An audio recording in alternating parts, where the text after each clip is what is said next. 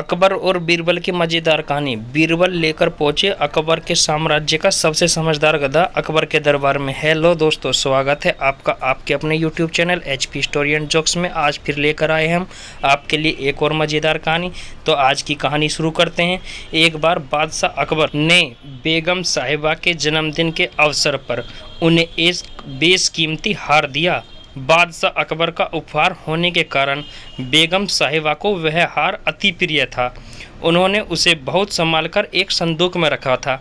एक दिन श्रृंगार करते समय जब हार निकालने के लिए बेगम साहिबा ने संदूक खोला तो उन्होंने वह हार नदारद पाया। घबराते हुए वह फौरन अकबर के पास पहुंची और उन्हें अपना बेशकीमती हार खो जाने की जानकारी दी। अकबर ने उन्हें वह हार कक्ष में अच्छी तरह ढूंढने को कहा, लेकिन वह हार नहीं मिला। अब अकबर और बेगम साहिबा को यकीन हो गया था कि हो न हो उस शाही हार की किसी ने चोरी कर ली है।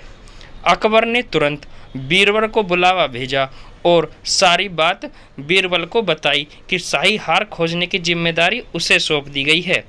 बीरबल ने बिना देर किए राजमहल के सभी सेवक और सेविकाओं को दरबार में हाजिर होने का फरमान जारी करवा दिया। कुछ ही देर में दरबार लग चुका था।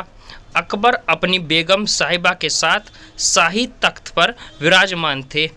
सभी सेवक सेविकाएं दरबार में मौजूद थे। बस अगर कोई दरबार में नहीं था तो बीरबल दरबार में नहीं थे।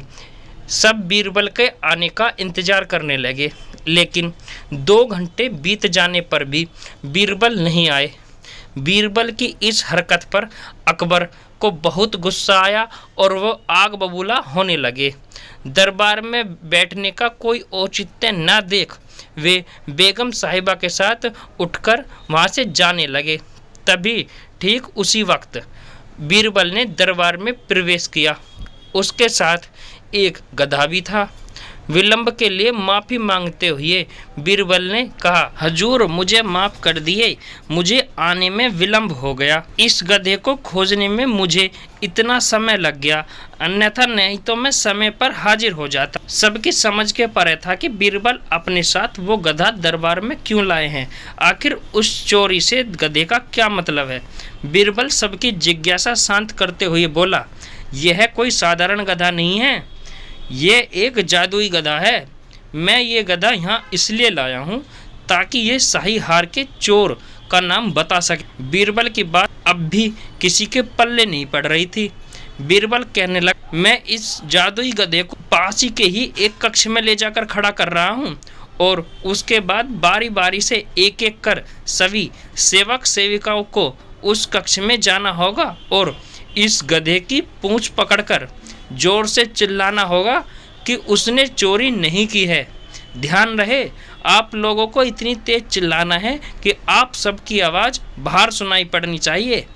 अंत में यह गधा बताएगा कि चोर कौन है। बीरबल गधे को दरबार से लगे एक कक्ष में छोड़ और कतार बनाकर सभी को वारी वारी से जाने के लिए सभी सेवक सेविकाएं उस कक्ष में जाने लगे। सबके कक्ष में जाने के बाद बाहर जोर से आवाज़ आती, मैंने चोरी नहीं की। जब सारे सेवक सेविकाओं ने ऐसा कर लिया तो बीरबल गधे को बाहर ले आए। अब सबकी निगाहें गधे पर थी, लेकिन गधे को एक ओर खड़ा कर बीरबल एक विचित्र हरकत करने लगे। वह बारी बारी से सबके पास जाकर सभी सेवक और सेविकाओं के हाथ आगे करने को कहते हैं और उसे सूंघता है। बादशाह अकबर और बेगम सहित दरबार के अन्य मंत्रीगण भी यह सब देख हैरान थे कि आखिर बीरबल ये कर क्या रहा है। तभी बीरबल एक सेवक का हाथ पकड़कर जोर से बोला, जहाँपना यह है चोर, इसी ने शाही हार को चोरी किया है। अकबर, तुम इतने यकीन से कैसे कह सकते हो बीरबल? क्या इस जादुई गधे ने तुम्हें इस चोर का नाम बताया है? आश्चर्यचकित होकर अकबर ने बीरबल से पूछा। बीरबल बोला, नहीं हजूर, यह कोई जादुई गधा नहीं है, यह तो एक साधारण गधा है।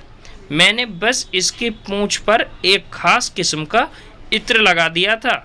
जब सारे सेवक सेविकाओं ने इसकी पूंछ पकड़ी तो उनके हाथ पर भी इस इत्र की खुशबू आ गई। लेकिन इस चोर ने डर के कारण गधे की पूंछ नहीं पकड़ी, जिस कारण इसके हाथ पर इत्र की खुशबू नहीं है। वह कक्ष में जाकर वह जोर से चिल्लाकर बाहर आ गया। इसलिए इससे सिद्ध होता है कि यही चोर है, इसी ने ही शाही हार की चोरी की है। उस चोर को दबिश देकर शाही हार बरामद कर लिया गया और उसे कठोर सजा सुनाई गई। इस बार बीरबल की अक्लमंदी की बेगम साहिबा भी कायल हो गई और उन्होंने अकबर से कहकर बीरबल को बहुत से उपहार भेंट में दिए।